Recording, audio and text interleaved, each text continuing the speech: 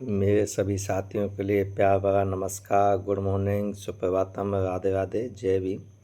आज मैं फिर आपके लिए एक बहुत ही प्यारी ज्ञानवर्धक कहानी लेकर आया हूँ। सभी भाई मेरी कहानी को ध्यान से सुनिएगा। यदि आपको मेरी कहानी पसंद आए तो प्लीज़ लाइक, कमेंट, शेयर जरूर कीजिएगा। एक गांव में एक आदमी रहता था। वो बहुत ज़्यादा पैसे वाला था, लेकिन उसकी कुछ आदतें ख़राब थी। वो बहुत टाइम से बीमार पड़ रहा था और बीमार पड़ते पड़ते उसके दिन नज़दीक आ गए थे।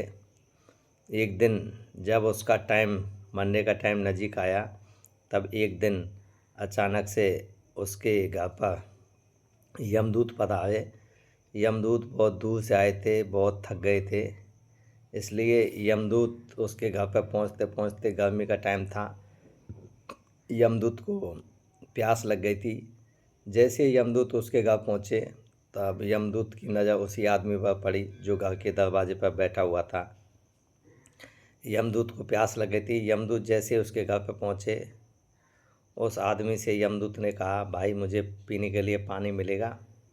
वो आदमी अपने घर के अंदर गया। वो आदमी यमदूत को पहचान नहीं पाया। वो अपने घर के अंदर गया और एक मटके में से एक ठंडा सा पानी लाया और यमदूत के लिए दिया। यमदूत ने पानी पिया और अपने गले की प्यास को शांत किया और उस आदमी से बोले, आप तो बहुत भले आदमी लगते हो, आपने मेरे गले को ठंडक पहुंचाई है, आपने मुझे पीने के लिए पानी दिया है। मैं यमदूत हूँ और आपको लेने आया हूँ, लेकिन मैं आपकी इस भक्ति से, इस आपके सच्चे हृदय से जो आपने मुझे पानी दिया, उससे मैं बहुत खुश हो गया हूँ और आप कुछ भी मांग लीजिए। जैसे ही उस आदमी ने यमदूत का नाम सुना तो वो कँपकँपाने लगा।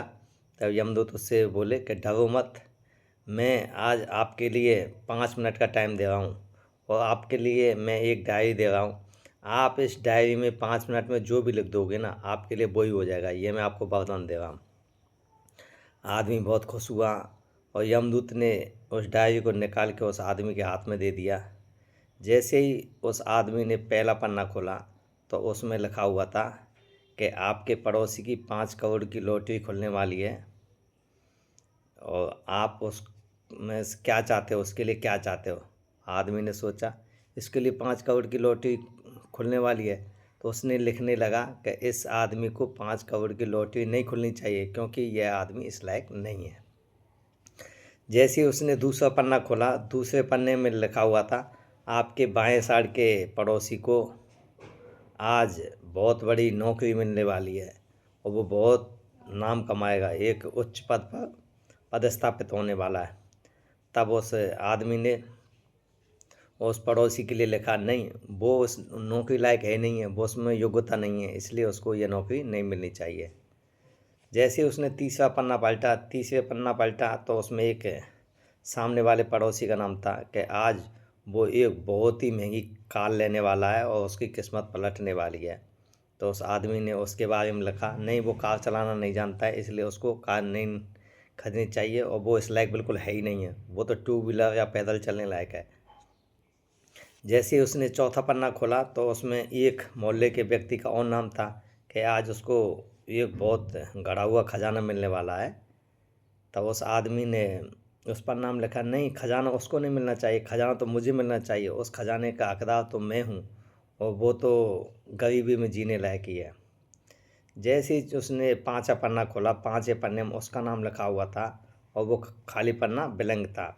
वो अपनी किस्मत के बारे में कुछ लिखना चाह रहा था, लेकिन इतने में उसका 5 मिनट ख़त्म होगा और यमराज ने उसके हाथ से कॉपी छीन ली और बोलने लगा कि आपका टाइम ख़त्म हो गया, इसलिए मैं आपको 1 सेकंड भी नहीं दूंगा। वो गिड़गिड़ाने लगा, क्योंकि वो अपने बारे में कुछ नहीं लिख पाया। वो तो पड़ोसियों की निंदा करते करते उसका टाइम बीत गया था।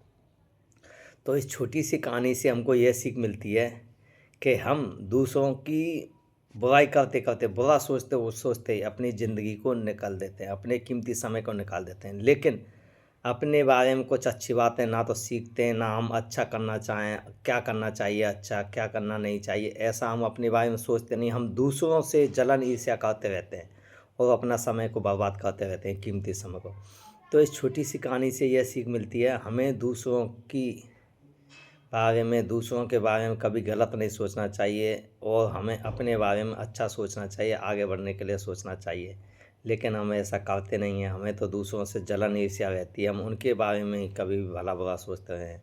इसलिए आप अपने कीमती समय को बर्बाद नहीं करें और दूसरों के बारे में अच्छा सोचें, पॉजिटिव सोच रखें। Thank you. आपको कहानी प्लीज़ पसंद आए तो लाइक कमेंट जरूर करें। थैंक यू, धन्यवाद।